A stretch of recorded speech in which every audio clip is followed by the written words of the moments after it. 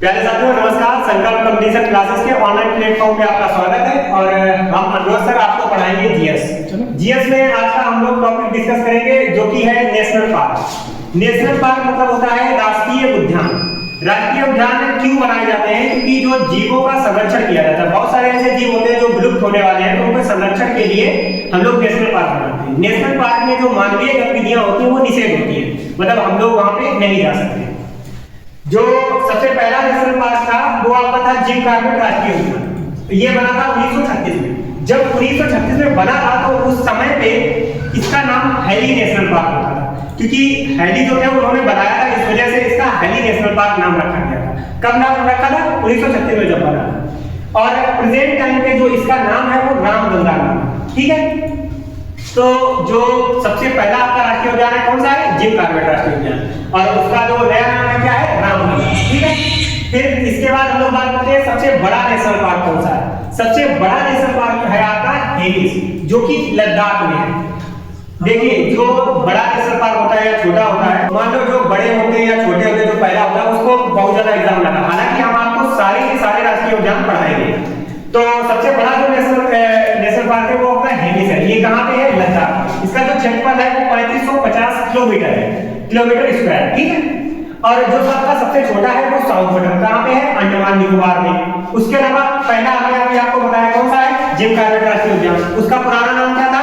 Heli national park. उसका नया नाम क्या है? रामगंगा नाम। ठीक है, तीनों चीजें आपको इससे पता होनी चाहिए। कब बना था? 1936 में। उसके बाद जो सलीम अली है इनको बर्ड मैन ऑफ इंडिया भी बोला जाता है, क्योंकि इन्होंने बर्ड के लिए बहुत ज्यादा काम किया था, और द फ्लाइंग ऑफ स्पैरो इनकी बुक भी है।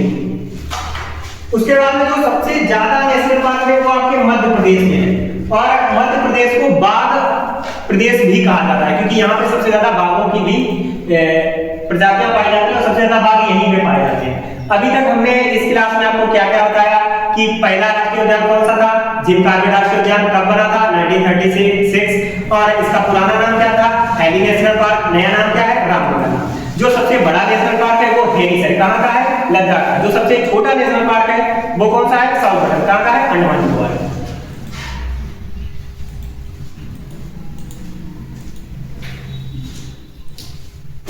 अब हम लोग सारे जितने भी प्रदेश हैं सभी के याद करेंगे वन बाय वन। मैंने जो भी याद कराया है वो स्टोरी के थ्रू या ट्रिक के थ्रू आपको याद कराया है। बहुत ही मजा आएगा आपको, और ऐसे ही आपको याद हो जाएगा जैसे मैं बताऊं। सबसे पहले हम लोग इसमें से याद करते हैं सैडल पीक। अंडमान निकोबार का कौन सा है? Saddle peak. पहले कौन सा याद किया? Saddle peak. फिर उसके बाद तीन और याद करते हैं। कौन कौन से? साउथ बटन, मिडिल बटन और नॉर्थ बटन। तीन आपने याद किए। कौन कौन से?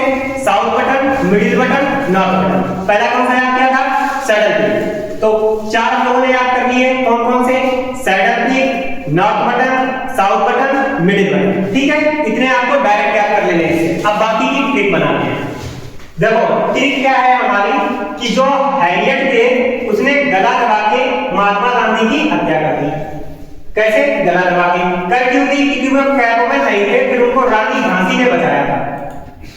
समझे आप? क्या हमने आपको बताया कि जो हैरियट था उसने गला दबा के महात्मा गांधी की हत्या कर दी। क्यों हत्या कर दी? क्योंकि वो कैपोमैन नहीं थे, फिर उनको बचाया किसने था? रानी झांसी ने।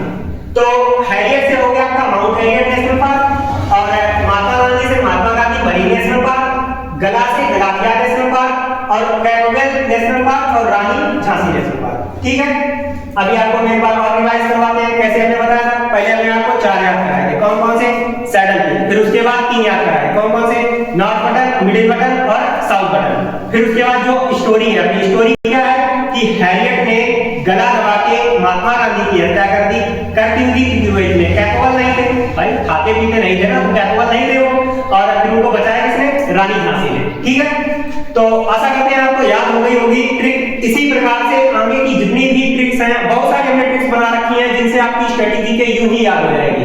तो हमारी ऑफलाइन क्लासेस अभी चालू है। ऑनलाइन क्लासेस में थोड़ा सा समय लगेगा, लेकिन ऑफलाइन क्लासेस हमारी चालू है। तिरुवा ब्रांच छुट्टी, तो आप यहाँ पे आके जुड़ सकते हैं। बैच का टाइमिंग है 9 से 1, और 27 तारीख दिन सोमवार से आपकी क्लासेस शुरू।